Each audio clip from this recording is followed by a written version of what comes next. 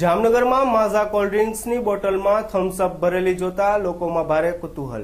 જામનગર શહેરમાં એક પાનની દુકાને માઝા કોલ્ડ્રિંક્સની બોટલમાં થમ્સઅપ ભરેલી નીકળતા ભારે કુતૂહલ જોવા મળ્યું હતું। શહેરમાં એક પાનની દુકાને જઈ ગ્રાહક દ્વારા ઠંડા પીણાની બોટલ ખરીદવામાં આવી તો ઠંડા પીણાની માઝાની બોટલમાં થમ્સઅપ ભરેલ જોવા મળી હતી અને ઠંડા પીણાની બોટલમાં 15 રૂપિયાની કિંમત લખેલી હતી।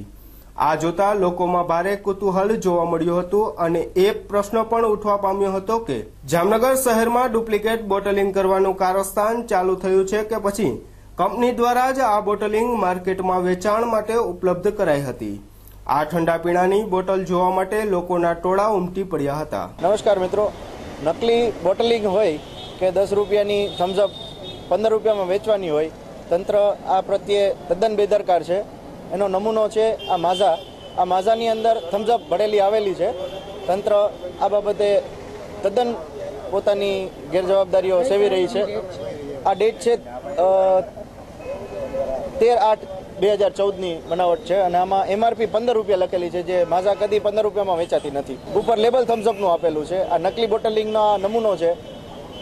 તંત્રએ વિચારવાનું છે કે શું ચાલી રહ્યું છે અને જામનગરની પ્રજાએ વિચારવાનું છે કે આ શું ચાલી રહ્યું છે।